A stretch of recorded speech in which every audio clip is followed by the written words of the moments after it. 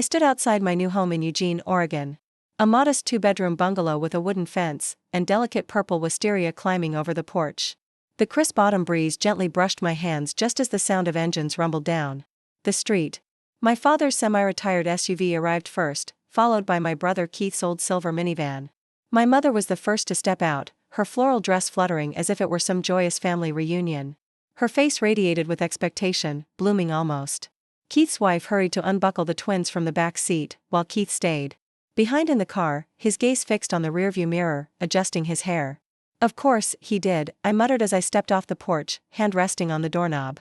This isn't where we were supposed to be, Kate, my father remarked, his frown deepening as his eyes scanned the quiet street and the small house behind me. Glenwood, Dad. This is my house, I replied calmly.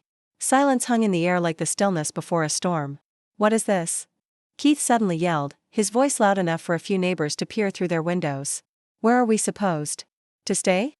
How do you expect us to squeeze into this matchbox? I opened the door without hesitation. You're not staying here, I said firmly. This house isn't for you. My mother's mouth dropped open. Emma froze on the first step, still holding the baby. The twins stared at each other, confused, from inside the minivan. My father took a slow step forward, his voice simmering with tension. The Oakwood house is already under contract. It's in your name. The seller expects signatures this week. I never agreed to that, I replied, keeping my voice steady. You let us believe it was happening, my mother hissed, her voice trembling with a mix of guilt and anger. You said you were considering it. I said I was exploring my options, I corrected. This is the one I chose. Keith stormed onto the porch, his face red and fists clenched. You're seriously abandoning us? Leaving us with 3 kids and no place to go? I stared him down. The same man who'd burned through all his chances and still stood here, palm outstretched like it was owed to him. No, I said firmly. I'm not abandoning anyone. I'm just done being used. I closed the door, not with force, but with purpose. The last thing I heard was Keith shout, "How selfish can you be, Kate?" Inside, the silence was instant, calm, not cold. For the first time in years, the space felt like mine. No interruptions. No shouting, no footsteps where they didn't belong. I leaned against the locked door, still trembling from the adrenaline rush. But deep down, I was sure. I didn't owe them anything. Not a house, not a room, not even an explanation. And they knew it. They just never expected me to say it out loud. I had never been a difficult child, and maybe that's why I was overlooked from the start. Growing up in the suburbs of Spokane, Washington, my family wasn't wealthy, but we weren't struggling either. We lived in a 3-bedroom house with a gray roof and a backyard big enough for a wooden swing and a small vegetable garden. But inside that house, there was one thing that was never distributed equally: attention to Keith, my older brother by 2 years, was always called the great hope of the Callahan family. Not because of any special talent, but simply because he was a boy. My mother had once said bluntly, boys need investment. Girls just need to know how to manage. I'll never forget when I was in 4th grade and won first place in the state spelling bee. My parents didn't attend the finals because Keith had a soccer game. When I brought home my gold medal, my mom barely glanced at it before asking, "Did Keith score a goal?" He didn't, but he still got taken to our favorite steakhouse to celebrate, while I had frozen pizza at home. I grew accustomed to that imbalance. When I aced my biology exam, they said the test was probably easy. When Keith got a B- in math, it was a household event. Keith always got the investments. At 15, my parents gave him a used red Jeep. When I turned driving age, my mom handed me a bus pass and said, "Walking builds patience." I heard that phrase all through high school, even when I had to walk in the rain to the library because no one had time to drive me. I never asked for much. I knew asking was pointless. When I was accepted into the University of Washington's interior design program with a partial scholarship, I cried tears of joy. My mom's reaction? Wait a minute. Why that major? How are you going to make a living decorating houses? Meanwhile, Keith went to a nearby private business school. No scholarship, but my parents drained the college savings meant for both of us to cover his second-year tuition. I only found out when I tried to pay for my fall semester, and they told me flatly, the account is empty. No warning, no apology. I called my dad. His response was curt, "You can apply for more aid. Your brother doesn't have a backup plan. He needs support." I sat in my dorm room for hours, stunned, phone limp in my hand, heart pounding like something had been ripped from me. I finally understood. In their eyes, everything I achieved was just natural, something they didn't need to worry about. But Keith, no matter what, always deserved the extra help because he needed it. Didn't I ever need help, too, after that? I took 2 jobs, a morning shift as a library assistant and evening hours packing online orders for a flower shop. I learned to make 1 packet of ramen last 3 days. I told no one, not even my best friend. I didn't want pity. I wanted to stand on my own, not for them, but for me. Keith never graduated. He dropped out in his final year to focus on his startup, which failed after 8 months. Meanwhile, I was interning at an interior design firm in Portland, renting a small room, but managing everything on my own.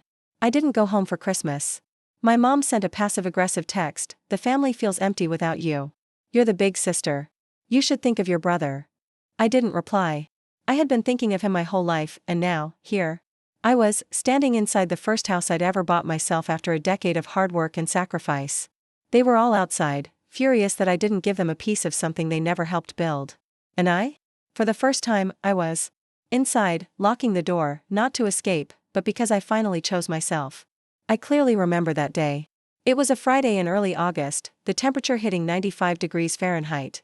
I was sitting in the corner of a cafe near campus, laptop open and bank card in hand, ready to transfer the payment for my final semester's tuition. I had planned everything down to the dollar. After nearly a year of working without a single real break, I had saved enough. This was my last term before earning my degree in interior design, a dream I'd had since 6th grade. But when I tried to transfer the money, an error message flashed on the screen. Transaction failed. Insufficient funds. I tried again, same result. I opened my banking app. The tuition account balance was under $300. I blinked once, then twice. Just 3 days earlier, it had over $6,000. I immediately called the bank. They confirmed the full amount had been withdrawn 3 days ago at a branch in Spokane by a check signed by Elaine Callahan. My my chest tightened like someone had reached inside and squeezed my lungs.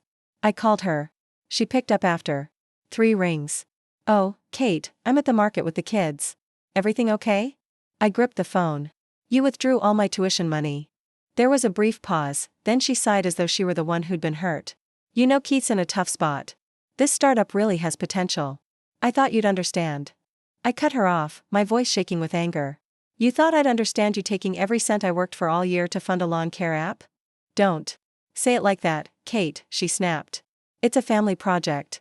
Families help each other. You can apply for more student aid. Keith is putting everything into this opportunity."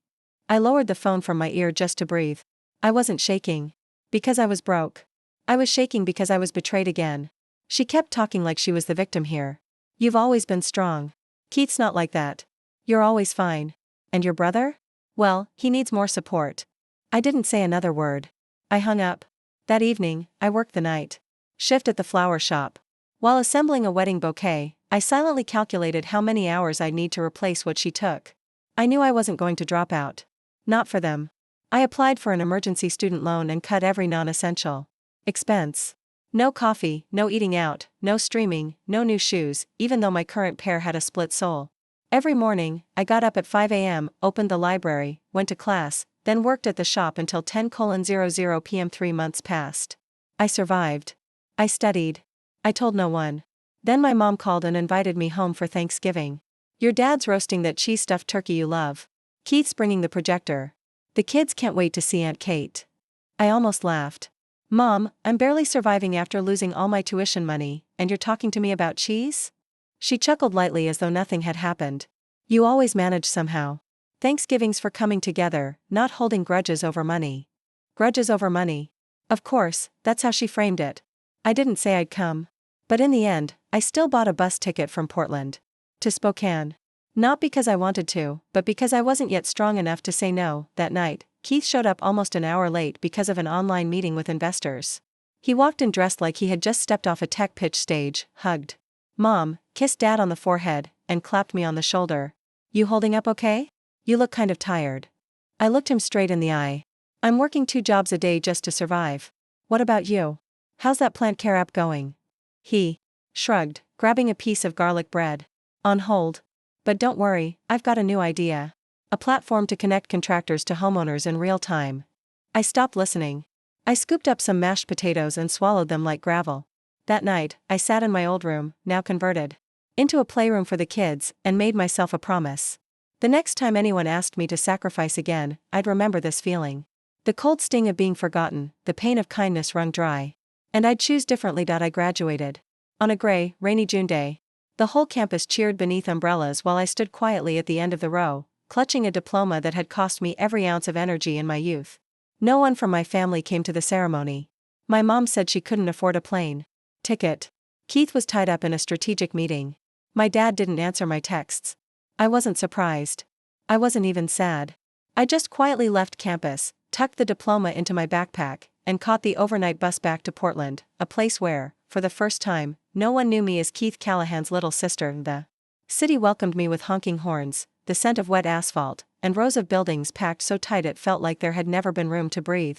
I rented a tiny room in a shared house in the southeast, splitting a kitchen with 3 strangers with a window that faced nothing but a stained brick wall. But to me, that was freedom. I started from the bottom. Office assistant at an interior design company that built model homes for real estate developers. My job was mostly coffee runs, organizing the materials closet, and filling out Excel spreadsheets. I didn't complain. I was the first to arrive, the last to leave. Every evening after work, I took on freelance jobs, floor plan designs for small real estate agents. At first, just a few hundred, then thousands. I created a spreadsheet called Home Fund. Every month, I transferred 65% of my income into that account. No touching, no exceptions. I skipped weekend hangouts, turned down brunch invites with excuses about tight deadlines. I sent a gift to my best friend's wedding in Florida instead of flying out. I knew that if I stepped back, even once, that dream could drift another year away, maybe forever. 7 years passed. I moved 5 times. Each move brought me closer to a real home. I chose rentals that needed no repairs, no repainting, no new fridge. I didn't need pretty. I needed practical. Every time I got a bonus, I saved it. I opened a high-interest savings account and set the PIN to the date I lost my tuition so I'd never forget why I started. When I turned 31, my boss Gwen called me into her office. "Kate, I have a proposal. Would you like to lead a design team for a new client on the West Side?" I couldn't hide my surprise. "Me as the team lead? You've been doing the job for 2 years. You've just been missing the title." I nodded. Right after the meeting, I submitted a pre-approval request to increase my mortgage limit. A week later, I got approved. I cried in the parking lot. That night, I printed a map of the city and pinned it to my wall. I marked every neighborhood, places where morning sunlight hit the kitchen windows, where the maples turned crimson in fall, where it was quiet, but still close to a bus stop. I started touring houses every weekend. Some were beautiful but too big. I didn't need 6 bedrooms. Others fit the budget, but felt like basements, dark, cramped, and joyless. I said no to all of them. Not because I was picky, but because I hadn't worked this hard for 7 years just to settle. Then, I found the one. On a crisp, clear Saturday morning. A 1,920 square foot bungalow with 2 bedrooms, brown shingle roof, sunlit windows, and a backyard just big enough for a patch of mint. Nothing fancy, nothing showy. But when I walked in, I knew instantly, this is where I belonged. I handwrote a letter to the sellers telling them about my journey to independence and why this home wasn't just a roof over my head. It was a place to begin again. 2 days later, I got the call. My offer was accepted. When I held the keys in my hand, I stood on the front step and looked inside. The house was empty, with peeling paint and creaky wooden floors, but inside me, there was a fullness I had never felt before. I didn't tell anyone. I didn't post about it online. I just set my suitcase down in the corner, opened the windows to let in the light, then sat on the floor and breathed. For the first time in years, I inhaled in a space that was entirely mine. I returned to Spokane in mid-October, when maple leaves had begun to blanket the yard and the air carried the cold, earthy scent of the coming holiday season. My mom had called a week earlier, her voice unusually cheerful. "We're throwing a big dinner this year. Your dad's grilling the turkey outside. Keith said he wants you there to share the good news." Whatever that good news was, I didn't know, but I agreed to come. Partly out of curiosity, and partly because I was finally calm enough to face them without fearing I'd be dragged back into my old role. That I stepped into the old house that Saturday afternoon. The living room was a mess as usual, toys scattered everywhere, the TV blasting some high-pitched cartoon. Emma was spoon-feeding the baby while the twins chased each other around the dining table. Keith wasn't there. My mom peeked out from the kitchen, smiling brightly. "You're here. Keith will be back soon with a big surprise. I hope you'll like it." I smiled faintly, walked in, and set a bottle of wine on the table. My dad waved vaguely from the couch, eyes glued to his phone like I had just crossed the street, not returned home after 7 years. An hour later, Keith showed up. Classic Keith. Blue dress shirt unbuttoned down 3 notches, brand new white sneakers, and a thin folder tucked under his arm. He hugged Mom, patted Dad on the back, then came straight to me. Got a minute? We want to show you something. I glanced at Emma, who had stayed silent the entire time. She looked down, saying nothing. Keith spread the folder out on the dining table. I recognized the heading immediately: Home Loan Proposal, Spokane Credit Union. Below it was a photo straight out of a magazine. Black tile roof, 7 front-facing windows, a double garage, and a backyard big enough to host a fire station. This is the house we just put a deposit on, Keith said. It's in the new development on the north side of the city, just 2 blocks from the elementary school. It's got a playroom for the kids, a huge basement, and even a studio up in the attic, so you could work from home. I stared at him without blinking. Yeah, Mom and Dad are in. We just need you to be the primary applicant. You've got the best credit in the family, and since your income is stable, the bank approved the loan. I already sent $2,000 to hold the spot, through Mom's account, of course. I turned to my mom. She smiled a bit awkwardly. Everything's ready. We just need your signature. I never agreed to this, I said slowly. Keith raised a hand, clearly ready with a rehearsed speech. You don't understand, Kate. The housing market is rising fast. $820,000 for a house like this is a steal. I'll send you at least $500 a month to help with the loan. Emma's going to pick up extra work too. And Mom and Dad will help with living costs. I laughed, not loudly, but enough to freeze everyone at the table. A nearly $1 million house, and you think $500 a month is helping? Mom cut in. You're the one in the best position in this family. You live alone, have no dependents. If you don't help them, who will help? I looked at each person in the room, remembering the past 7 years. Who helped me when I lived off instant noodles to save every penny? Who helped me when I walked 6 miles because I couldn't afford gas? Who helped when you drained my tuition money for that ridiculous app scheme? Silence, except for the baby, who burst into tears after banging her spoon against the bowl. I took a breath. I came here to visit family, not to sign a mortgage for the entire bloodline. Keith tilted his head.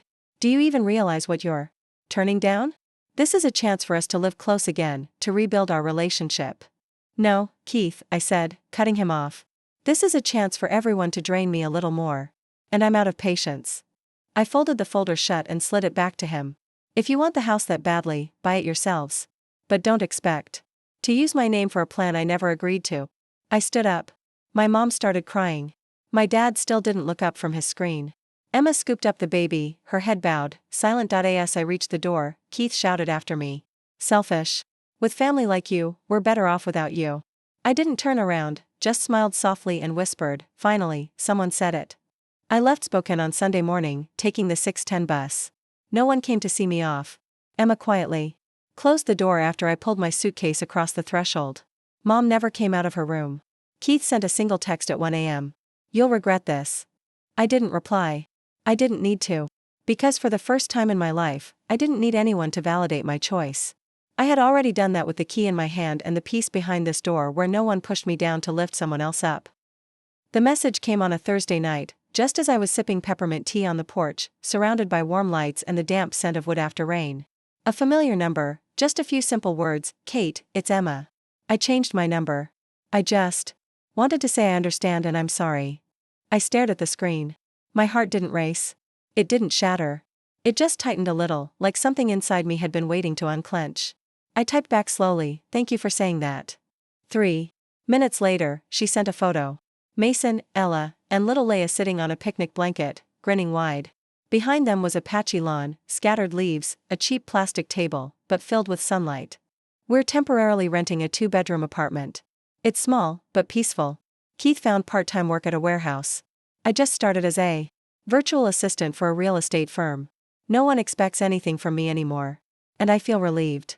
I read it again and again. Suddenly, the image of Emma in my mind wasn't just the woman with a lowered head, silent during arguments.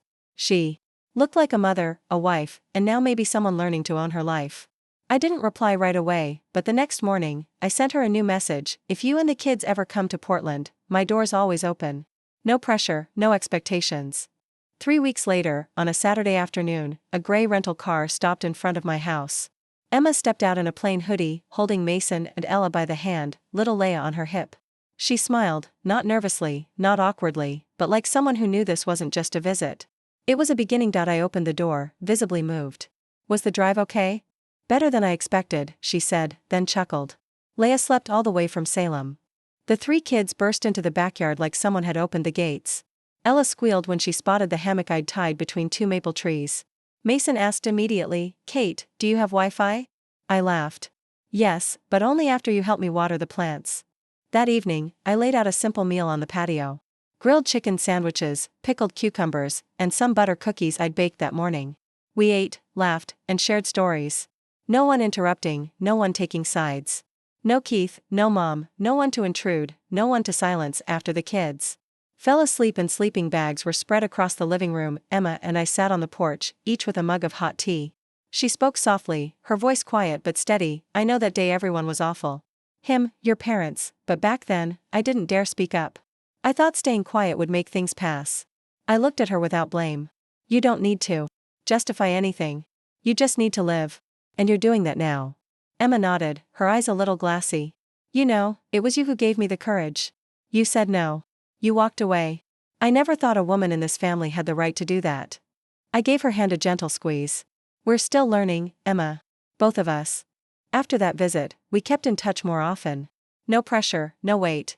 Sometimes Emma sent a photo of Ella in the dress I'd sewn from leftover fabric, my first handmade piece. Other times, Mason would video call just to show off a robot he'd built from a discount kit. And sometimes, I sent a photo back, Leia, curled in my lap, crayon in hand, scribbling wildly on the porch wall. No one else in my family knew about those visits. I didn't share. Emma didn't either. Not out of fear, but because we both understood that sometimes, the things worth treasuring need quiet to grow. We didn't talk about Keith. We didn't talk about Mom.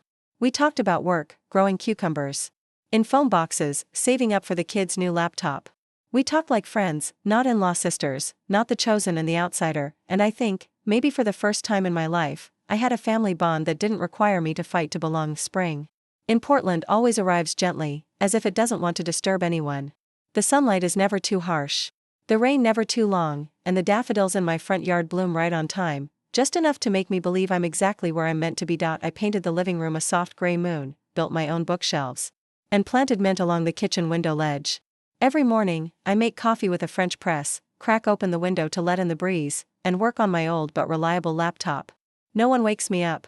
No one asks why I'm still single, and no one tells me to think about others first. Work steady. I've picked up a few freelance projects, enough to start saving for the Europe trip I've postponed 3 times. Taylor, my best friend, stops by now and then with a bottle of wine and a story from her office that always ends in laughter. My next-door neighbor, June, has started handing me a small bundle of herbs each week, along with unsolicited advice that somehow always lands right. One afternoon in May, I was wiping down the window glass when the doorbell rang. I thought it was Emma coming early, but when I opened the door, it was my mother. She wore a beige cardigan, her hair neatly tied up, holding a box of homemade cookies. The scent of cinnamon and butter hit me instantly, pulling me back to elementary school winters, waiting for her to finish baking. The difference was, back then, she never called me down to have any. "Do you have a moment?" she asked. Her voice was even, not cold, but for the first time, I heard something like hesitation. I nodded and stepped aside. We sat at the small dining table by the window, my usual spot for reading and tea. She placed the cookie box down and said nothing for a while. "Your home is lovely. Not fancy, but very you." I didn't respond. I let the silence do its job. Finally, she spoke. "I was wrong. For years, I thought pushing you would make you stronger. But really, I was just repeating what people once did to me." I looked at her, not to demand an apology, but to truly see if the woman who once made me believe my worth depended on pleasing others had finally realized what had been lost all those years. "When your father lost his job a few months ago," she continued, "I finally understood what it's like to stand in a house where no one hears you. I used to think your silence was stubbornness, but now I see maybe you were just used to never being asked what you wanted." I placed my hand on the table. I didn't reach for hers, but I didn't pull back either. I learned to stand alone, not because I wanted to, but because I had no other choice. She nodded, eyes misty. "I'm not asking you to forgive me right away. I just want you to know. I'm trying to relearn how to be a mother. Not the way I was taught, but in a way you deserve." We didn't hug. We didn't need to. But when I offered to make her dinner, my own recipe for Italian pasta, we both knew some cracks can't be sealed, but they can let the breeze in and soften over time. That night, I watched her walk away under the porch light. I wasn't sure if she'd come back again, but this time, at least, she hadn't come to demand. She came to listen, and that to me was a beginning. A month later, I hosted a small gathering in my backyard. Just a few friends, Emma's kids, June, and Taylor. No one mentioned Spokane. No one asked where Keith was. No one had to pretend. We laughed, played Name That Song. Leia colored the patio stones and called me Aunt Kate. I didn't correct her. As twilight fell, I stepped back, looking at the little yard filled with laughter. And for the first time, I felt like I belonged to a family. Not because of blood, but because of kindness without conditions. Family, I realized, isn't a place that demands your sacrifice. True family is where you're allowed to be yourself, without shame, without having to apologize for choosing your own path. Kate's story proves that sometimes family isn't where you're born, it's where you're heard and respected. In a world that often expects women to suffer in silence, Kate chose to stand up, set boundaries, and build a life with her own hands. She didn't seek revenge through bitterness, but through growth, peace, and true freedom. Because real happiness doesn't come from someone else's approval. It begins the moment you choose yourself every day, and with that, the story comes to an end. Thank you for following along.